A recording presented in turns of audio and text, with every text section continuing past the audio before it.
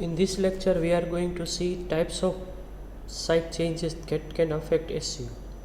Your log should track all changes into the website, not just those that were made with SEO in mind. Organizations make many changes that they do not think will affect SEO, but they have a big impact on it, and here are some examples. હવે શું કહેવા માંગે છે કે તમે site જે છે એમાં જે કંઈ પણ ફેરફાર કરો છો એ સામાન્ય રીતે એવું લોગિંગ આપણે રાખતા હોઈએ છીએ કે જે ફક્ત એસસીઓને ધ્યાનમાં રાખીને થતું હોય, પરંતુ એસસીઓ જે છે ઓર્ગેનાઇઝેશનમાં એને કારણે ઘણા બધા ચેન્જીસ એવા હોય છે કે જે આખા પ્રોજેક્ટને અથવા આખી વસ્તુને ઇફેક્ટ કરતા હોય છે. હવે એ વસ્તુ જોવા માટે આપણે અહીંયા એક એક્ઝામ્પલ જોઈએ. બરાબર છે. Content areas features options added to the site. સાઇટની અંદર કન્ટેન્ટ સુધારી, એમાં સાઇટના ફીચર્સમાં ફેરફાર કરી, અથવા કોઈ એવો જે ઓલરેડી વસ્તુ છે એમાં આપણે કંઈ પણ વસ્તુ ઉમેરી, જેમ કે this could anything from a new blog to a new categorisation system. આમાંથી કોઈ પણ વસ્તુ હોઈ શકે છે. Changing the domain of your site. This can have a significant effect and you should document when the switch over was made.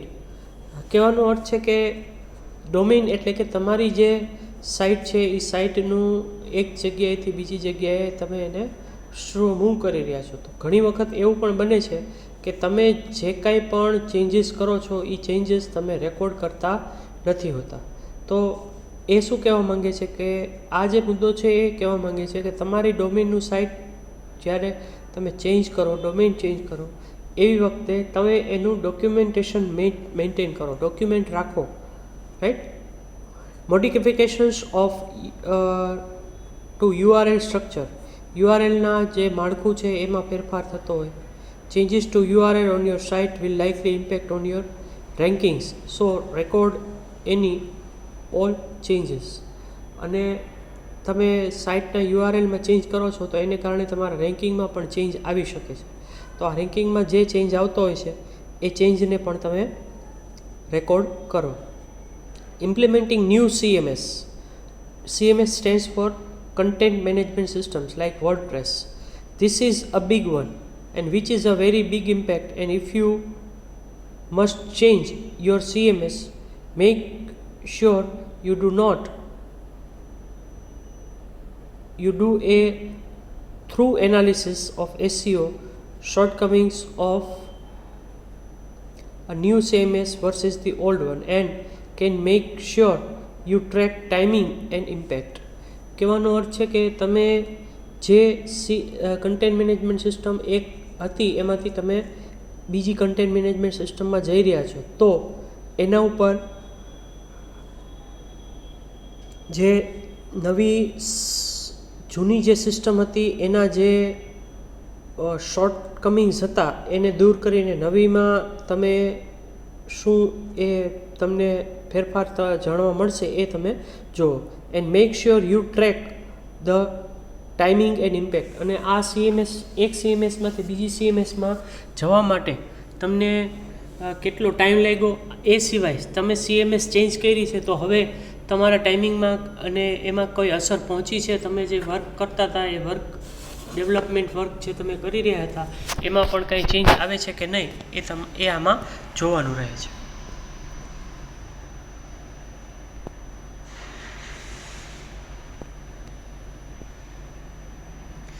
New partnership that neither link nor or require them.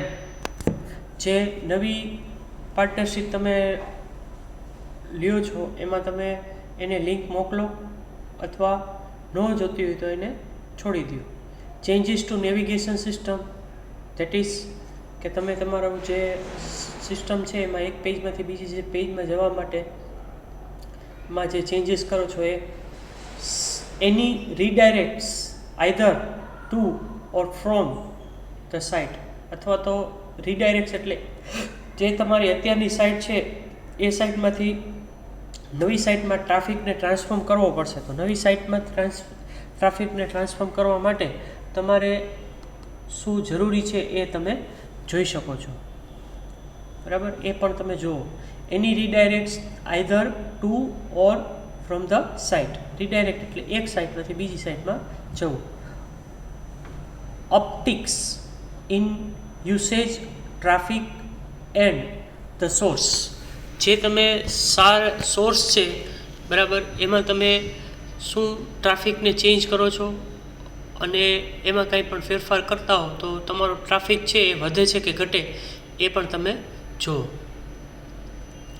Four example, if you get mentioned in the press and receive an influx and traffic from it. આ એક example અહીંયા એને આપેલું છે કે ભાઈ તમે traffic છે એમાં તમે પ્રેસમાં એને કંઈ આપ્યું નથી તો તમને ટ્રાફિક મળવાની શક્યતા ઘટી જાય છે. Previous SEO work. When you are brought on two handle the SEO for a particular website, one of the first thing you need to find out in which SEO activities have previously been attempted. તમે જે SEO કરવા માંગો છો એમાં particular website જે છે એમાં પહેલી વસ્તુ તમારે શું કરવી જોઈએ કે તમારે જે પ્રીવિયસલી વેબસાઇટ જે તમે બનાવી હતી એમાં કાંઈ SEO વર્ક શું હતું અને એના માટે એમાં શું પ્રયત્નો કરવામાં આવ્યા હતા એ તમે જુઓ. First of all, there may be valuable data there, such as log of changes in which you can match up with analytics data gauge impact. એની અંદર તમે એવું બની શકે છે કે તમે જે ડેટા રાખેલો છે, રાઈટ, એ ડેટામાં જે કાંઈ પણ ચેન્જીસ થયા છે એનું શું અસર પહોંચી છે એ તમને એનાલિસિસ કરવામાં ઉપયોગી થઈ શકે છે. તો એ લોગને તમે મેળવો. If no such log exists, you can always check the Wayback Machine archive.org to see whether it has a historical log for your site. Even if a log wasn't kept, spend some time building a timeline of when any of the types of change that affect SEO took place. હવે historical ડેટામાં જોવા માટે તમે આ જે site આપી છે એ સાઇટમાં તમે જઈ અને ચેક કરી શકો છો કે એનો કોઈ લોગ છે કે નથી. ન લોગ હોય તો તમે ક્યારેક એવું પણ બની શકે છે કે એનું જે ટાઈમલાઈન છે એ ટાઈમલાઈન તમે સર્ચ કરો અને જે SEOમાં જે કાંઈ પણ ચેન્જીસ આવ્યા છે એ ચેન્જીસમાં શા કારણે એ જે ચેન્જીસ છે એને અફેક્ટ થઈ હતી એ તમારે જોઈ શકાય છે, અથવા શું ઇફેક્ટ થઈ હતી એ પણ જોઈ શકાય છે. You can also pay particular attention in understanding the types of link building activities that took place. SEO તમે કરો છો તો SEO કરતી વખતે તમે લિંક છે એનું એનાલિસિસ કરી શકો છો. તો એ લિંક એનાલિસિસ માટે તમે એનો લોગ રાખ્યો છે, તો એ લોગ જે છે એ લોગને જોઈ અને કઈ પ્રકારની લિંક છે, બરાબર, અને કઈ પ્રકારની લિંક ઉપર કઈ ટાઈપની એક્ટિવિટીઝ થઈ છે એ પણ તમે જોઈ શકો છો. So this was the topic Number 6. Now 7th, benchmarking current indexing status. The search engine have an enormous task that of indexing world online content. જે દુનિયાભરની માહિતી છે એ ઘણી બધી છે. સર્ચ એન્જિનની પાસે ઘણી બધી વસ્તુઓ હોય છે ઓનલાઈન. વેલ, મોર ઓર લેસ, ઓછી અથવા વધતી પણ હોઈ શકે છે. The reality is that try hard to discover all of it, but they do not choose to include all of it in their index. હવે દુનિયાભરની જેટલી માહિતી છે એ બધી જ માહિતી જો એમાં રેકોર્ડ કરવામાં આવે, રાઈટ, તો એ જે માહિતી તમે રેકોર્ડ કરી રહ્યા છો એ માહિતી એમાં અવેલેબલ બધી જ જે છે એ બધી જ ઇન્ડેક્સ થઈ હોય એવું જરૂરી નથી. This can happen for a variety of reasons such as the page being accessible to the spider, being penalized or not having enough link juice to merit inclusion. આ જે ઇન્ડેક્સ જે લિંક ઇન્ડેક્સ થયેલી નથી એના માટેના આમાં અલગ અલગ કારણો આપેલા છે. તો એમાં પહેલું કારણ એવું આપ્યું છે કે page being accessible to the spider, જે સ્પાઈડર છે એ પેજને એક્સેસિબલ ન હોય, અથવા બિંગ પેનલાઇઝડ અથવા એના ઉપર કોઈ પેનલ્ટી લાગી હોય, અથવા એવી એટલી બધી લિંક જે છે એ લિંકની અંદર કોઈ એવી વસ્તુ ન હોય કે જેને કારણે મેરિટમાં એને ઇન્ક્લુડ કરી શકાય. When you launch a new site, add a section to an existing site or are dealing with very large site. તમે જ્યારે નવી સાઇટ લોન્ચ કરો છો અથવા નવા સેક્શન એડ કરો છો અથવા કોઈ નવી મોટી સાઇટ સાથે જ્યારે તમે ડીલ કરતા હોતા ત્યારે not every page will necessary make into index. એવું જરૂરી નથી કે દરેક પેજને તમારે ઇન્ડેક્સ કરવું જોઈએ. Two gate hurdle on this you will want to actively track indexing level of your site.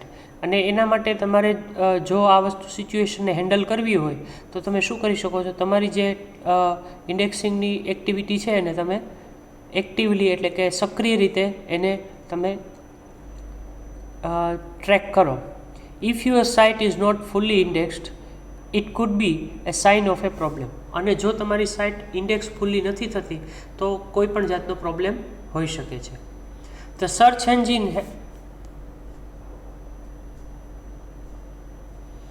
to check how many pages are indexed, we can check through site command in all three popular search engines. જેમ અહીંયા આપણે omvvmeducation.in આપેલું છે તો એમાં અહીંયા આપણે જોઈ શકીએ છીએ કે આપણને સાઇટ લિંક થઈ છે કે નથી થઈ એ આપણે એના દ્વારા ચેક કરી શકીએ છીએ. જેમ કે અહીંયા આપણે ગૂગલ અને બિંગ અને ગૂગલ દ્વારા ચેક કરવામાં આવેલું છે. આ જે છે એ યાહુ દ્વારા ચેક કરવામાં આવેલું છે, રાઈટ. અને આ એનો ડેટા છે જે ક્રોલિંગ કરી અને તમે મેળવી શકો છો ગૂગલ વેબમાસ્ટર સેન્ટ્રલ દ્વારા, બરાબર.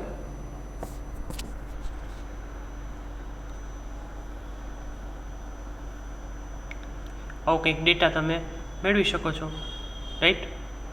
નવેમ્બરનો ડેટા છે, એમાં પેજીસ ક્રોલ્ડ પર ડે એ અહીંયા દેખાડે છે, રાઈટ. પછી pages kilobytes ડાઉનલોડેડ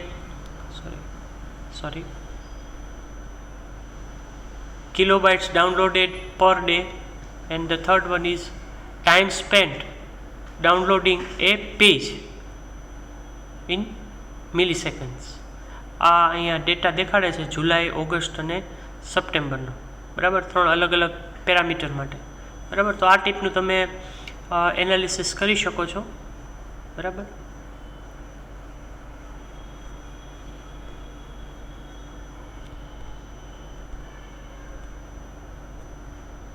benchmarking, current ranking. હવે આપણે 7th ટોપિક જે જોયું એ બેન્ચમાર્કિંગનું જોયું, રાઈટ. જેમાં તમે આવા અલગ અલગ કમાન્ડનો યુઝ કરી અને તમે ચેક કરાવી શકો છો અને ઇન્ડેક્સિંગને વધારી શકો છો. ક્યાં તમારું ઘટે છે એ તમે ફાઇન્ડ આઉટ કરી શકો છો. હવે કરંટ રેન્કિંગ જે છે એના માટે તમારે બેન્ચમાર્કિંગ કેવી રીતે કરવું.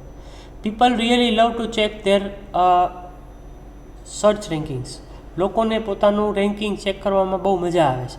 Many companies want to use this as a measurement of SEO progress over A time. જેમ આપણે આપણી માર્કશીટમાં માર્ક અને ગ્રેડને મહત્ત્વ આપીએ છીએ એમ બેન્ચમાર્કિંગ છે એમાં રેન્કિંગ છે એ બહુ મહત્ત્વનું હોય છે. તો SEO જે છે એ જેમ જેમ પ્રોગ્રેસ કરે એના દ્વારા આપણે રેન્કિંગ જાણી શકીએ છીએ. But it is a bit problematic for a variety of reasons. Here is the summary of major problems with rank checking. Rank checking માટેના અહીંયા થોડાક પ્રોબ્લેમ્સ છે એ આપણે જોઈએ. Some problems while using this services. પહેલું, Google results are not consistent. ગૂગલના જે પરિણામ છે, બરાબર છે, એ પરિણામ એક જ સરખા દર વખતે આપતું નથી. Different geographies often give different results. તમે ગૂગલમાં મોરબીમાંથી સર્ચ કરતા હો તો તમને અલગ રિઝલ્ટ્સ મળશે, અથવા તો છે ગુજરાતમાંથી સર્ચ કરો છો તો તમને અલગ રિઝલ્ટ મળશે. બરાબર. ઇન્ડિયામાંથી સર્ચ કરો છો તો અલગ રિઝલ્ટ મળશે. ઇન્ડિયાની બહારથી બીજા દેશમાં જઈ અને સર્ચ કરવામાં આવશે તો પણ અલગ રિઝલ્ટ મળશે. So different centres give different results. Results are personalised or for logged in users based on their search histories. અને જે રિઝલ્ટ છે એ યુઝર જે લોગિન કરેલો હોય છે એના ઉપર રેન્કિંગ, એના ઉપર રિઝલ્ટ આવતા હોય છે. Obsessing over ranking can result in poor strategic decision. When sites obsess over ranking for particular keyword, they often spend much more time and energy on a few particular key phrases that produce far less values than if they had spent those resources on the site overall. આખી સાઇટને ધ્યાનમાં રાખીને જે શબ્દો કીવર્ડને આપણે manage કરીએ આખી સાઇટને, અને એના કીવર્ડને મેનેજ કરીએ તો આપણને રેન્કિંગમાં ફાયદો થાય છે, નહીં કે ખાલી એક જ વસ્તુને ધ્યાનમાં રાખવી જોઈએ. So include your desire check ranking by going to search engine and typing few queries, but be sure to also keep an eye on your visitors and conversation statistics. તમે ખાલી તમારી સાઇટને આપણે અગાઉ જેમ 7મા યુનિટમાં 7મા ટોપિકમાં જોયું બેન્ચમાર્કિંગનું, કે આવી રીતે તમે જોઈ શકો છો, એના ઉપર જ ખાલી ભરોસો મૂકીને ન ચાલો. આ સિવાય પણ તમારે જે બીજી વસ્તુઓ છે રાઈટ, એને પણ તમે ધ્યાનમાં રાખો. જેમ કે તમારે તમારી સાઇટ ઉપર કેટલા વિઝિટર્સ આવ્યા છે, એની સાથે તમે શું એ લોકો તમારી સાથે કોન્વર્સેશન કરે છે, આ બધું તમે ધ્યાનમાં રાખો. Benchmarking current traffic source value, that we will see in next lecture. This is lecture number 9.